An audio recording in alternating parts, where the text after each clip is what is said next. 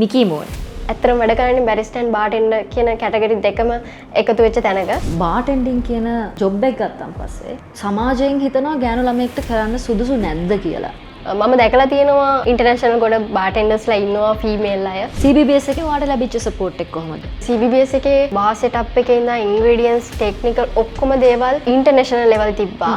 Lecture panel එකත් international level එකේ ඉගෙනගත්ත චැම්පියන්ස්ලා ඉන්නේ. අද දවසේ අපිත් එක්ක කතා බහට එකතු වෙන්නේ මිකී මෝන්. මිකී මෝන් කිව්වට එයාගේ නම රවින්දි මුණසිංහ.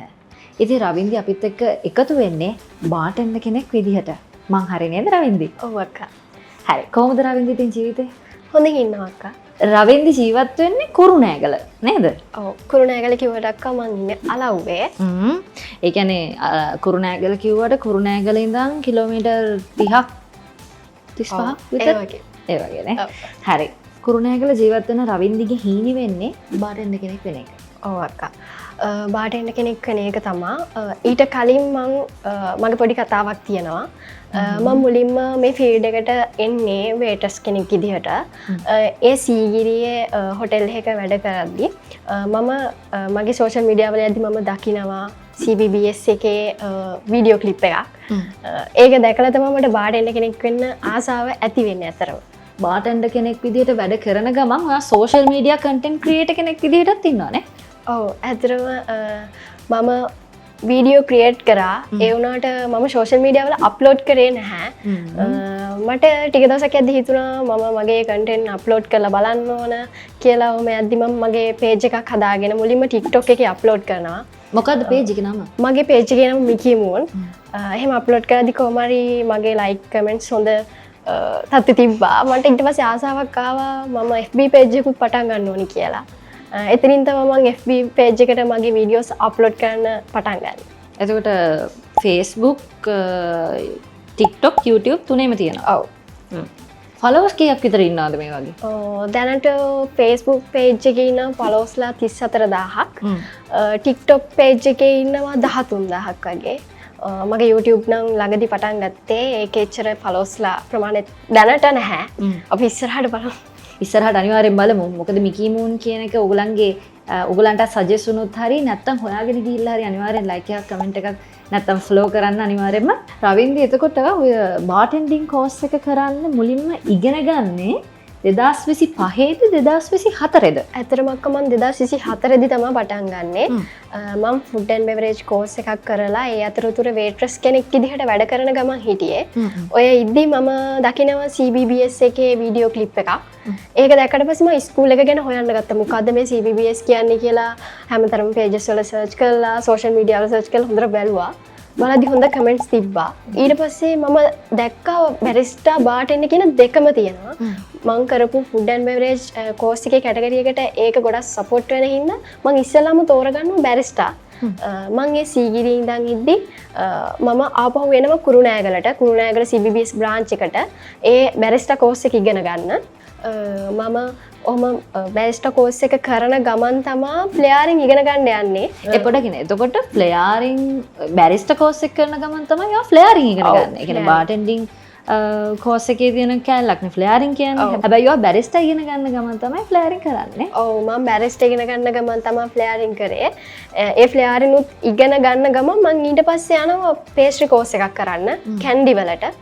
ඒ යන අතරතුරදී මට තව කෝස් එකක් කරන්න ඉතුරුව තිබ්බ බාර්ටෙන්ඩර්. මොකද මම ඒක ආසාවෙන් හිටපු නිසා.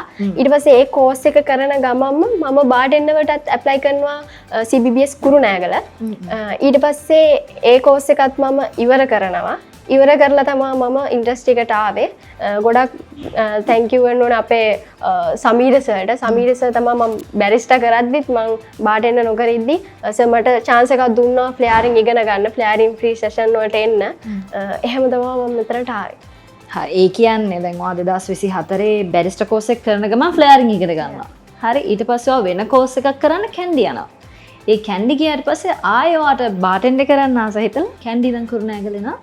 බාර්ටෙන්ඩින් ඉගෙන ගන්නවා. හරි. මේ වගේ කතාවක් අපිට කලින් ආරංචි වෙලා නැහැ. මේ තමයි ෆස්ට් ටයිම් අපි මේ වගේ කතාවක් ගැන කතා කරන්නේ. හරි ලස්සන කතාවක්. හරි. මම මේ ප්‍රශ්නයක් අහනවා. රවින්දි කියන්නේ බැරිස්ටා ඇන්ඩ් බාර්ටෙන්ඩර් කියන කෝසස් දෙකම CBBS එකෙන් ඉගෙන ගත්ත ළමයෙක්. හරි. එතකොට ඔයාට මේ කෝසස් දෙකම කරපු එක ඔයාගේ ජීවිතය ඔයාගේ ජොබ් එකට කොච්චර පහසුවක් වුණාද? කොච්චර සපෝට් එකක් වුණාද? ඔව් ඒක අනිවාර්යෙන් කියන්න ඕනේ. මම බැරිස්ටා විතරක් කරා නම් මම සමහර විට බැරිස්ටා කෙනෙක්ම වෙන්න ඉඩ තිබ්බා. මට ගොඩක් දේවල් මග ඇරෙන්න තිබ්බා. බාටෙන්ඩර් කරා නම් මට ඒ බැරිස්ටා පැත්ත ගොඩක්ම මග ඇරෙන්න තිබ්බා. මම දැන් ඇත්තටම වැඩ කරන්නේ බැරිස්ටා and බාටෙන්ඩර් කියන කැටගරි දෙකම එකතු වෙච්ච තැනක. මම එදා බාටෙන්ඩර් විතරක් ඉගෙනගෙන ගියා නම් මට අර බැරිස්ටා සයිඩ් එක ගොඩක් මග ඇරෙනවා. එතකොට මගේ ජොබ් එකේත් පොඩි ඉෂුස් එන්නේ තිබ්බා. අද බැරිස්ටා and බාටෙන්ඩර් කෙනෙක් විදිහට මාව ජොබ් එකට ගන්න ලොකු පිටුවහලක් වුණා ඒ කෝසස් දෙකම කරපු හින්දා.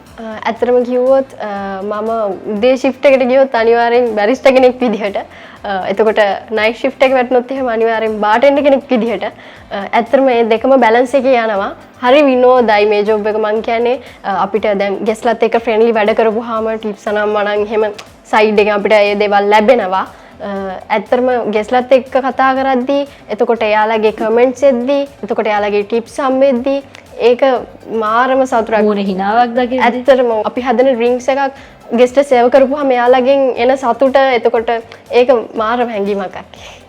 ඒ ප්‍රශ්නෙම ඇවිල්ලා මම මේ ප්‍රශ්නෙත් අහන්නම්. CBBS එකේ ඔයා ඔය දැන් කෝසස් දෙකම කරනවානේ.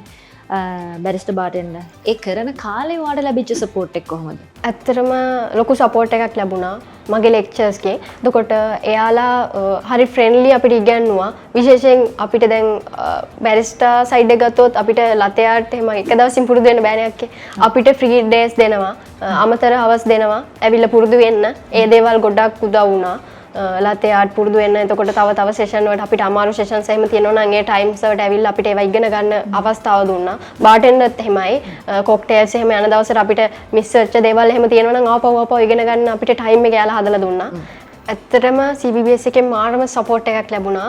එයාලගේ බාර් සෙටප් එකේ ඉඳන් ඉන්ග්‍රීඩියන්ට්ස් ටෙක්නිකල් ඔක්කොම දේවල් ඉන්ටර්නේෂනල් ලෙවල් තිබ්බා. අතරම ඒ නිසා මම ජොබ් එකට යද්දි කලින්ම රෙඩි. මොකද මේ දේවල් වෙන්නේ මේ දේවල් වලින් කියලා හැම වෙලේම CBBS එකේ අය අපිට අනිවාර්යෙන් ඒ දේවල් කියලා දුන්නා.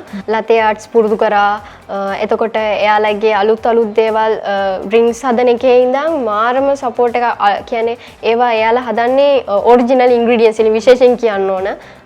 ඒ වගේ දේවල් වලින් අපිට ඒවා ටේස්ට් කරන්න දෙනවා. එතකොට අපි ඒ වගේ ටේස්ටිං කරනවා. ඔක්කොම ළමයි ෆ්‍රෙන්ඩ්ලි ළමයි ඔක්කොම එක කතා බහ කරනවා.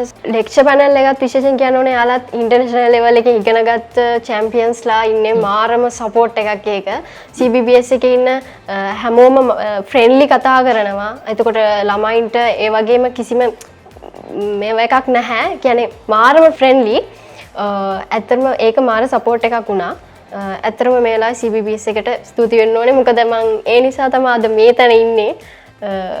thank you. ඔය ඔක්කොමත් කරගෙන යන ගමන් ඔයා පේජ් එකත් ඔයා කරගෙන යනවනේ.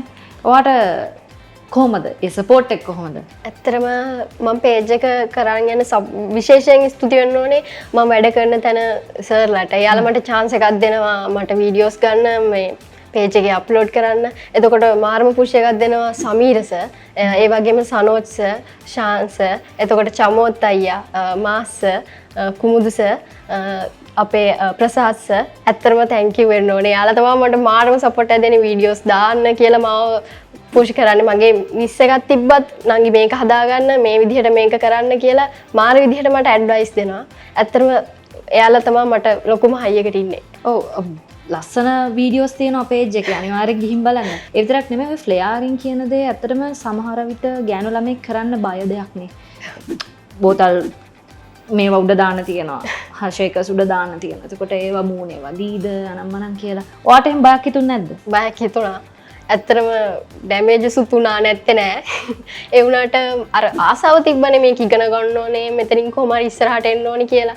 ඒ ආසාවත් එක්ක ඒ බය මං හිතනවා අර එච්චර ලොකුවටම දැවුන්නේ නෑ. කොහොම හරි වැඩේ අල්ලගත්තම. ෆ්ලෙයාරින් කතාව පැත්තක තියන්නකෝ. දැන් බාටෙන්ඩින් කියන සබ්ජෙක්ට් එක ගත්තාන් පස්සේ ගොඩක් වෙලා ජොබ් එක ගත්තාන් පස්සේ ගෑනු ළමයෙක් සමාජයෙන් හිතනවා ගෑනු ළමයෙක්ට කරන්න සුදුසු නැද්ද කියලා. එහෙම මතයක් තියෙනවා. ඔයා ඒ මතේ කඩලා ඔයා ඒ මතෙන් ඔබ්බට ගිහිල්ලා ලස්සනට බාටෙන්ඩර් කෙනෙක් විදියටත් වැඩ කරන ගමන් තමන්ගේම සෝෂල් මීඩියා පේජස් උත් හැන්ඩල් කරගෙන තුනක්ම ලස්සනට ඔයා ඔයාගේ ගමන යනවා. ඔයාට කොහොමද ඒක දැනෙන්නේ? ඇත්තට මං හිතනවා ඇත්තටම ගෑල් ළමයි ටිකක් බාටන් එක යද්දි බය වෙනවා පැකිලෙනවා ඒ කෝස් එක කරන්න. මම දැකලා තිනවා ගොඩක් ගෑල් ළමයි බැරිස්ටා කෝස් එක තමයි තෝරගන්නේ. උනාට මට ආසාවක් ආවා. මම දැකලා තියෙනවා ඉන්ටර්නැෂනල් ගොඩ බාටෙන්ඩර්ස්ලා ඉන්නවා ෆීමේල් අය. මම ලංකාවේ දැකලා තියෙනවා.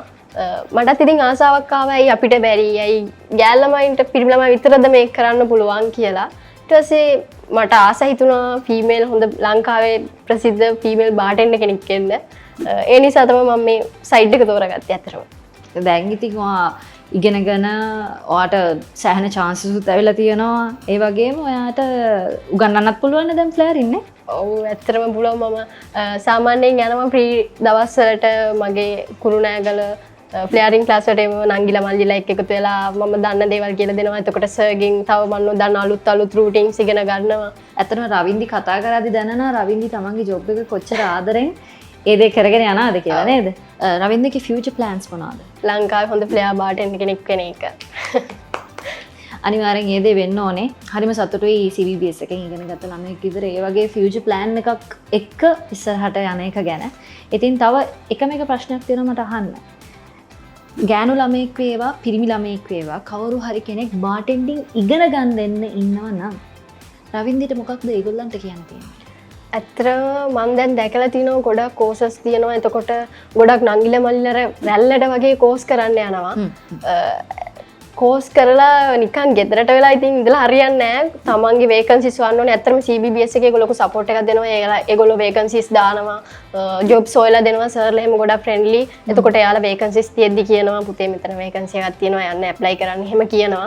ඒ ලොකු සපෝට් එකක් ලැබෙනවා. නිකන් ඉන්න එපා. කොහොම හරි වේකන්සිස් හොයාගන්න. හොඳ තැන්වලට අනිවාර්යයෙන්ම යන්න පුළුවන්. හොඳට ඉගෙන ගන්න. අපි මේ කෝස් එක කරද්දී ඒ ටාගට් එකේම අර ඒක ගැනම හිතලා ගොඩක් මහන්සි වෙන්න අනිවාර්යෙන් වරදින්නේ නැහැ. මේ ජර්නි එක ඔයා දැන් මේ තාක් දුර ආපු එකට ඔයාට ස්තුති කරන්න ඉන්නේ කවුද? විශේෂයෙන් ස්තුති කරන්න ඕනේ මම මේ තැන ඉන්නේ අද සමීර සර්, එතකොට ශාන් සර්, සනෝත් සර්, අපේ ප්‍රසාද් සර්, චමෝත් අයියා, කුමුදු සර්, මාස් සර් එයාලා නිසා. අනිත් දේ තමයි මතක් කරන්න ඕනේ මම වැඩ කරන ද සංචුරි රෙස්ටොරන්ට් එකේ. ඒකේ සර්ලාවත් මතක් කරන්න ඕනේ. මොකද එයාලා මට වීඩියෝස් කරන්න පර්මිෂන් දෙන නිසා තමයි මම මේ වගේ පේජ් එකක් කරගෙන මේ වගේ තැනක ඉන්නේ. ඇත්තටම එයාලට මේ වෙලාවේ ගොඩක් තැන්ක්ෆුල් වෙන්න ඕනේ. ඒ වගේම තමයි මතක් කරන්න ඕනේ මගේ පවුලේ එයාලා මට මේ ඉන්ඩස්ට්‍රි එකට එන්න ගොඩක් සපෝට් එකක් දුන්නා. නැත්තම් සමහර බාටෙන්ඩර් කෙනෙක් එද්දි සමහර දන්නවනේ. ඒ වගේ නෙමෙයි මගේ අම්මා තාත්තා අනිවාර්යෙන් මතක් කරන්න ඕන.